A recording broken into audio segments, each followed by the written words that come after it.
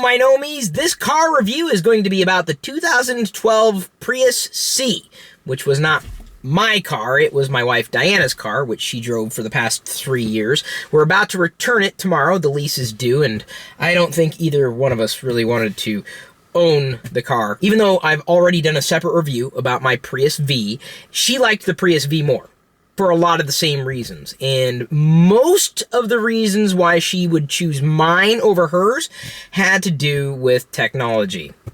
Let that be a lesson to all you out there. Tech in cars makes Diana happy. It also makes me happy. I got this lease because we wanted a separate vehicle, and we thought we could work out a deal with the dealership on the lease. I also believe we kind of got screwed on this lease from the dealership. I'm not too happy about that. I didn't really talk about it too deeply with the Prius V review, but I really don't want to get into it now either. Suffice it to say, what we spent on this vehicle every month, I think we could have had a better car for Diana.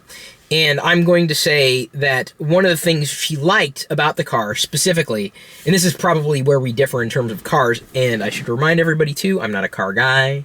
I am talking about cars because apparently y'all like my perspectives on cars, and considering I drove this for 3 years and I'm about to return it, this is the time to do a review.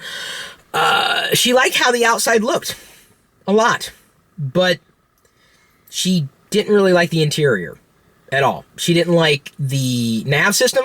The screen for her was too small. She felt it was clunky in comparison to the nav system in mine. I don't know if I'd necessarily see a big difference between the two. They seem to be running different software. She liked the tech features that I had in the Prius V, not necessarily the tech features she had here. So you have the full digital readout, you have the nav system, which, I thought was rather sufficient, or, certainly would make anybody happy. But I like digital readouts more so than analog, and I guess, car people don't. Well, I'm not a car person, I just drive this stuff and tell people my experiences. So, I asked her to type up some notes and send them to me. I asked her up front, well, who would this car be for? Because it obviously wasn't for you. She said, well, probably for older people, or possibly even younger people. People who don't really need much in a car, need something that is basic, but a step up from basic. What she couldn't get past, and I did my best to explain this to her over and over and over again, is that a previous car that she had, which was 10 years older than this car, had features that she liked more, like an auto-adjusting seat. This does not have an auto-adjusting seat. So she couldn't understand how an older car had, quote-unquote, better tech than a newer car. And I've explained, well, it's all about the features, and you kind of go for the features that you want, and you learn what you like, and that's what you want in a vehicle versus something that you don't necessarily care about. So she had all the features. She had, a digital readout, a very economical car if you drive it the right way. This is a Prius vehicle, Prius C. So it's compact, very, very compact. I would say it feels like it has less space in the car than other Priuses I've been in, specifically Prius Vs. And I just realized that the mirror back there is kind of off kilter. That's going to bug me. Okay, moving on. I'm going to ignore the fact that something is askew in the back seat. I'll survive. So she loved the color. It's called Moon Glow, but I think we can all agree, white. It's a white car. And, she didn't really drive it as much as I thought she would. It's not that, we drove a lot, but she put more miles on the car than I thought she did over the course of the three years that we've had it. But certainly not as much as I think it was worth to have leased a second vehicle, specifically in the time that we did. Which is frustrating when you get into a lease, and we didn't have a lot of time to really check out a lot of different cars. At the time, my last lease was, up for renewal, or I guess purchasing the car outright. The circumstances were a bit beyond our control, and we went with the best option that we could at the time, or what we believed was the best option. So my belief is that Diana just did not like this car, and there's no other way I can say it or explain it. Now, she liked a lot. She said she liked the headlights. I don't have a descriptor as to why. Maybe it's just the fact that they were bright, the headlights on this car for her. Lots of room, she said, even though it's small. I would find this too small for my taste. This would be too compact for me. I, unlike Diana, did not like the design of the vehicle, and I'm not going to be walking around the car and showing the interior, because like I did with the Prius V, I've been vlogging these cars for the past 3 years. You've seen them. You've known what they've looked like. They're not brand new cars, and we've already shown them in the past. So she thought it was ample. She says it was small, easy parking, which is, important. It always drives us nuts when we're in Seattle and there's a gigantic car that's parked in a compact spot, because those cars are not compact. This is absolutely compact. She says this is a Pro. Basic, you don't have to think, just go, and she liked that. Eco-friendly, she liked that. Well, I like that too, because it saves you money at the pump. I found the car drivable, but not as comfortable as the Prius V. I would definitely be able to feel a difference in driving her car versus my car. My car was definitely a smoother ride. Hers, not so much.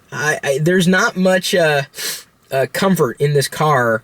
I didn't like how it drove. I really didn't, generally speaking. So even if I did have to drive Diana's car, I just didn't like it. It was the cheapest one we could get at the time when we needed a second vehicle. So I would still like to get a second vehicle, but I would highly doubt we would ever get a Prius C. Not that we're not recommending it to everybody, but we're probably recommending it to people that are on a budget and have never really been in more comfortable cars. It was a vehicle that worked, got you from point A to point B, had everything that I would have expected a car like this to have.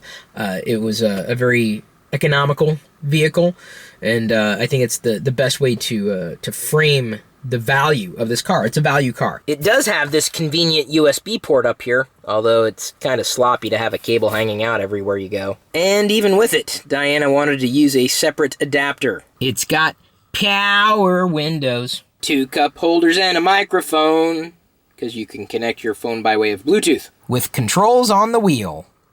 I always appreciated the geeky stats that showed up at the end of a ride. I just didn't think that the rides were all that smooth or all that quiet.